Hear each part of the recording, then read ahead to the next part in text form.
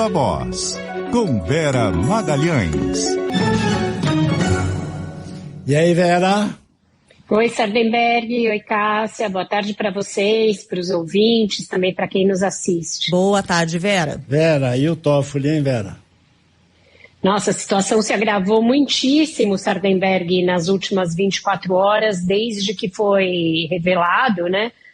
Primeiro pelo UOL, depois por todos os veículos, com uma profusão de detalhes e cada hora mais desdobramentos, mas que o Dias Toffoli não só mantinha uma comunicação frequente e assídua e que dizia respeito a vários assuntos com Daniel Vorcaro, e foram encontradas muitas mensagens dessa conversa nos celulares do Vorcaro, como recebeu recursos em sua conta daquela empresa que até então se imaginava que era uma holding dos seus irmãos, dos seus familiares, e que agora ele afirmou, admitiu também ser sócio, a Maridit, e que negociou a venda daquele resort no Paraná para um fundo ligado ao Banco Master. Então são duas frentes de novos desdobramentos. Uma que diz respeito a recebimento de recursos na conta do ministro e uma outra que revela que houve uma conversa assídua, frequente de diversos assuntos entre ele e Daniel Vorcaro. A Polícia Federal pediu formalmente o afastamento do ministro do caso, alegou a sua suspeição, e isso passando à frente do Ministério Público, que é quem normalmente toma esse tipo de providência. Então, também um desgaste muito grande para a Procuradoria-Geral da República, porque o ministro Paulo Gonet até aqui vinha num silêncio eloquente a respeito das evidências que já havia a respeito do impedimento do ministro Toffoli, e agora segue nessa situação, mesmo diante de todas essas revelações. O ministro parece querer dobrar a aposta, porque hoje despachou no caso, ordenando o envio imediato de toda e qualquer mídia, de todo o conteúdo que há nas conversas encontradas pela Polícia Federal nos aparelhos do Vorcaro. E veja essa situação, ele manda que envie para ele, e aí, a partir do conhecimento do que há, ele pode formular respostas para algo que o implica. Então, é uma situação muito delicada, institucionalmente, muito frágil,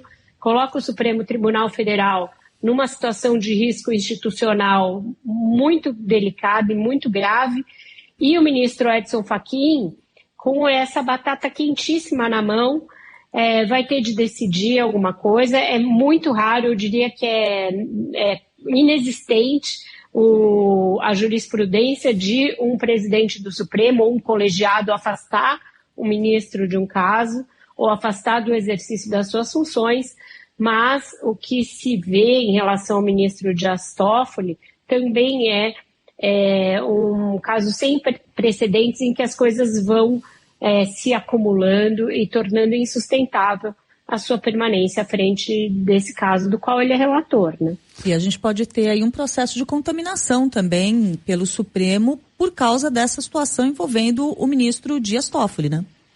Cássia, essa contaminação e esse desgaste, eles já existem. O Supremo tinha ocupado aí nos últimos anos, né, e vinha se jactando disso, um papel de defensor da democracia, daquela instituição que assegurou que não houvesse uma ruptura do nosso Estado democrático de direito, etc.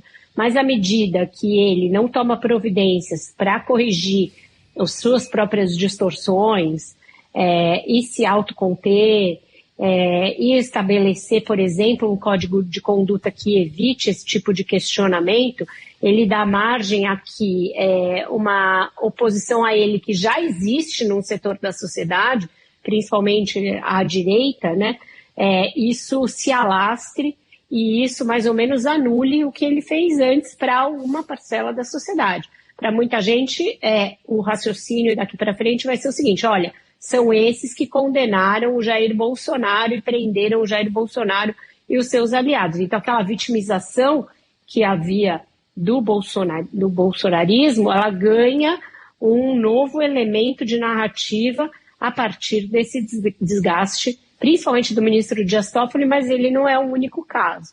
Então, ou a instituição age para conter essa erosão da sua imagem, ou ela tende a se agravar, e eu diria que está se configurando um cenário em que isso vai ser um elemento importante da discussão eleitoral. Mas independente da discussão eleitoral, quer dizer, ficando na questão institucional, o ministro Dias Toffoli não tem condições de permanecer no caso, e há dúvidas sobre se ele tem condições de permanecer ministro. Isso explica, né, Sardenberg, as informações que a gente vinha colhendo em off aí nos últimos dias, de que até o Lula tinha aventado essa possibilidade de uma aposentadoria precoce do ministro Dias Toffoli.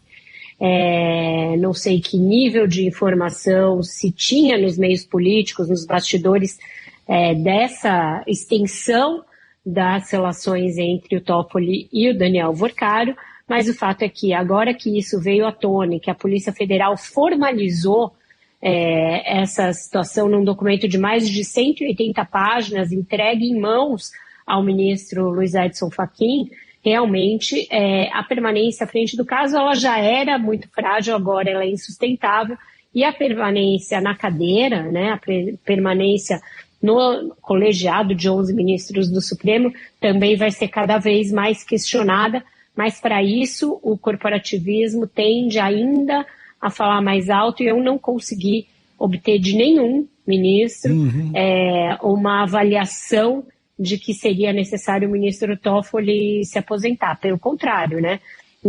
Uma das coisas que envelheceram mais rápido e pior foi uma defesa feita pelo ministro Gilmar Mendes ontem mesmo, um pouco antes de virem à tona as novas revelações envolvendo seu colega, né? Vera Magalhães, obrigado, Vera. Até amanhã. Até amanhã, um ótimo jornal para vocês, e a gente traz os desdobramentos mais tarde também no Ponto Final, hoje eu aqui no Rio com Carolina Moran. Até mais tarde, Vera.